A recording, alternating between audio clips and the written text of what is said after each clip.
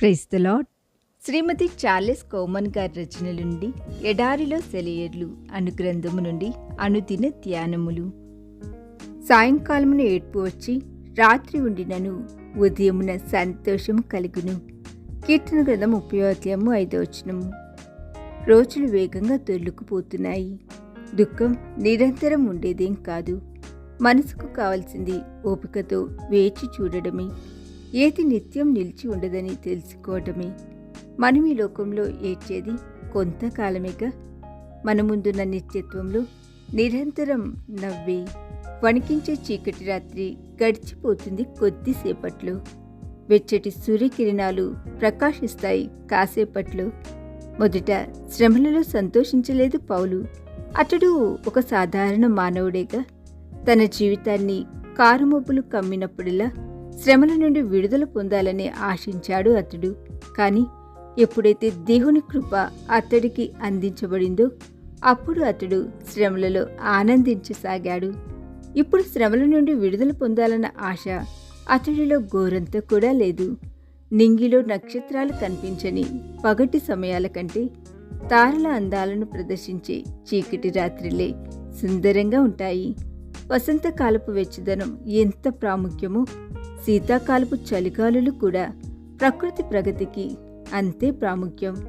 భూమికి అందమైన పచ్చిక బయళ్ళు, సుందరమైన పుష్పాలు ఎంత అవసరమో శరీరాలను వణికించే తెల్లని మంచు కూడా అంతే అవసరం.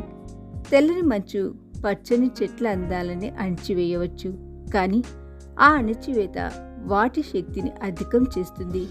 శ్రమల ద్వారా దేవుని శక్తి తనలో పరిపూర్ణం చేయబడుతుందని ఒక విశ్వాసి గ్రహించినప్పుడు ఆనంద గానాలతో అతడు వాటికి స్వాగతం పలుకుతాడు.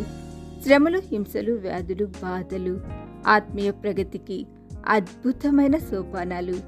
వెచ్చని సూర్యకిరణాలు ప్రసరించే పగటి పూట ఎవరైనా పాటలు పాడగలరా?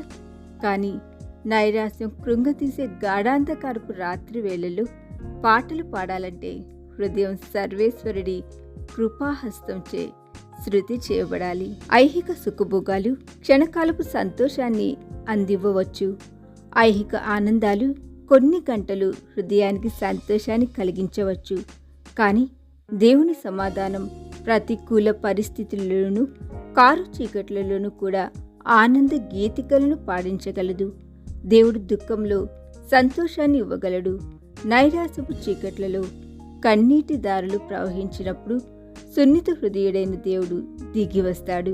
ఫలితంగా పెదవులు నిరీక్షణ గీతికలు ఆలపిస్తూ పరవశించిపోతాయి.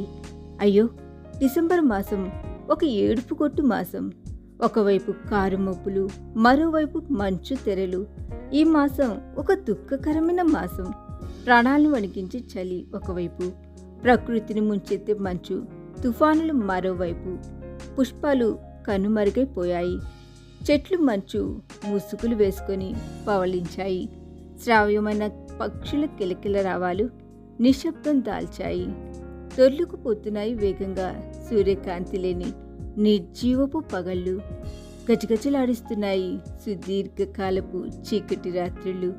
నిర్లిప్తత నిండుకున్న మనసుతో రోజులు లెక్కిస్తున్న వసంతం కోసం ఆశతో ఎదురు చూస్తూ కూర్చున్నా. ఈ దిన ధ్యానము మనందరి ఆత్మీయ జీవితమునకు ఆశీర్వాదకరముగా ఉండునుగాక.